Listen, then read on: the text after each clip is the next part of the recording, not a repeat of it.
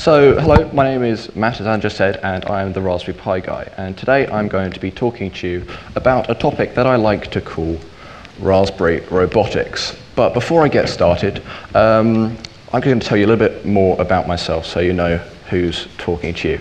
So, as I just said, my name is Matt, I'm 14, just started my GCSEs, and for the past year and a half almost now, I have run a Raspberry Pi YouTube channel called the Raspberry Pi Guy. Now, before I say any more, how many of you have heard of me before? Raise your hand if you have. Yes, that's a good turnout. I was expecting none of you. But anyway, that's great. So, I'm sure many of you will know that I provide video tutorials on YouTube for all things Pi, everything from setting up an SD card to controlling motors with the GPIO pins. And I did this because I found learning computing to be quite hard because before the Pi was created, I was quite interested in consumer electronics and sort of gadgets and stuff, but I knew nothing about programming and electronics, any of the interesting stuff in computing.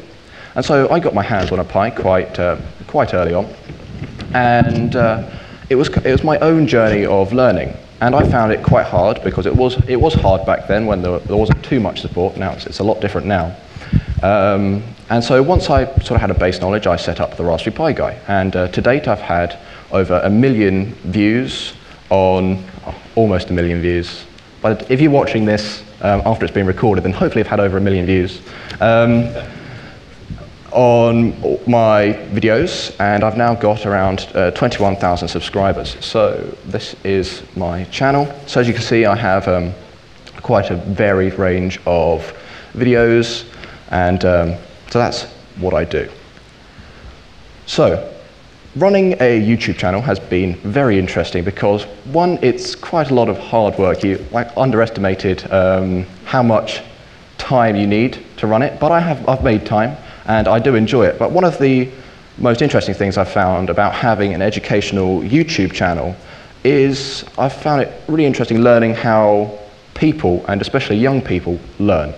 So in any lesson of any kind, whether it be a video tutorial or a workshop or a lesson, you have to make the subject matter interesting, but you also have to get across the key concepts that you want to teach. And I find that in computing, this is actually really hard. For example, I can't tell you how many programming tutorials that I've read that have ended in me being able to program finance applications. Now, whilst finance applications teach you some good programming habits, they're a bit boring, and especially for a young child, they have no interest in working out how much about tax and all of that kind of thing. It's completely boring, and it's really not a good start to the incredibly exciting and fun world of computing. So this leaves you with a dilemma. What do you do that teaches people good computing concepts, but's fun and interesting for people, and especially young children? So, what teaches people about programming? What teaches people about electronics? And the answer to that, I think, is robots. So, I meant to say that bit in an evil voice, but alas. So, I'm sure when I say robot, pictures like this will appear in your head of Terminator and HAL 9000 and Daleks, etc. But these are great fictional robots, but they're not the ones that I'm on about. So the ones I'm on about are two-wheeled chaps like these, with a Raspberry Pi at the heart. So one of the first robots that I ever made looked like this, and he was called Dave. But Dave the robot isn't with us anymore because I believe that he was harvested for parts. But back to the point. So in my experience, robots are the best way to learn about computers. Now, hopefully over the course of this presentation, I'm going to explain why. But first, let's just recap the problem. So, we want something that's fun, interesting, educational, and that teaches people about computing. And the answer, no points for this, because I just told you, is robots. So let's take a closer look at this picture. So despite many people's preconceptions, robotics is actually pretty easy. So simply, a robot like this is fully functional. All you need is a chassis, some motors, a Pi, and a motor controller board like Ryan's. Yeah. Give us a wave, Ryan. There we go. He's the guy to talk to if you want a motor controller board. And all you've got to do is wire them up just with a few simple wires. I've got tutorials for that. And a couple of lines of code, and off you are with a robot that trundles around the floor. And as soon as you've got kind of like a fundamental basis, you can then add to it very cheaply. So let's take a look at a parts list. So for a basic robot, all you need is a Raspberry Pi, chassis, a motor, and a motor controller board. But as soon as you've got that, you can make a robot move around the floor. But then you can add very cheaply sensors. So sensors are available, as I said, very cheaply, less than £5, so it's kind of pocket money type stuff, and that's perfect for a school or if you're trying to teach with limited funds. And these can allow your robot to become a little bit more intelligent. And all the while, you're learning more electronics, more computing, more programming. So you could add something like a distance sensor to stop your robot from crashing. Or a little bit more advanced, you could add the Raspberry Pi camera and then get a live feed from your robot. And so as you can see, the robots, there are lots of things that you can do with them. So it's not something that you do and then there's no way to expand on that. But what computing concepts do they actually teach? So I've been going on about computing concepts. So I think that there are 6 areas that robots teach people about, and they are electronics, engineering, design, loops, logical steps, and debugging.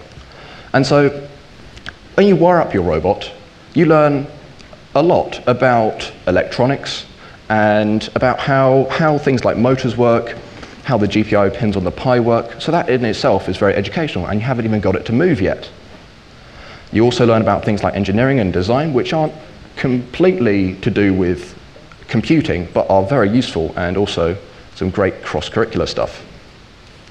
And then when you actually get to programming your robot and actually making it move, you learn loads about loops, logical steps, and debugging. So a loop is, when you see a computer use a loop, like a while loop, if you know what that is, you'll see a computer does it very fast, and it can be quite hard to follow, especially when you're just starting. But if you see a robot continually going around in a circle forever, and it's a very good physical representation of your code.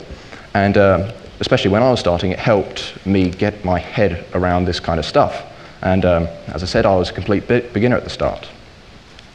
You also learn about logical steps. So for example, as I said, a computer goes through code very fast, and so it can be quite hard to see what it does. But with a robot, you can see it happening in real time. So you can see that it goes forward for some time, turns left, turns right, and you can learn how a computer goes through a program step by step. And what better way to learn about debugging than to see your robot fail at something? So as you can see, they're great physical representations. So, and as soon as you've got that kind of base knowledge, you can apply it to other things in the computing topic, so some more software stuff, like Minecraft and things like that.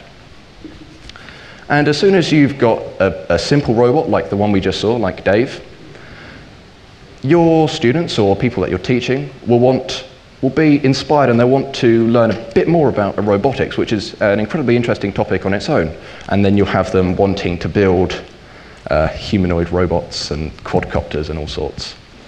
So, as you can see, I hope that you've now got an idea that robotics is a great introduction into the world of computers and computing, and that it teaches people, especially young people, programming concepts and electronics in a very easy and simple to follow manner.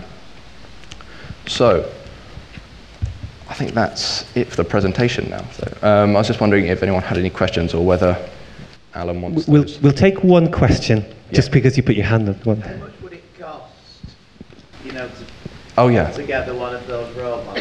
Oh yeah, I forgot that part of the presentation. So a fundamental robot it's just a Pi, chassis, motors, and motor controller.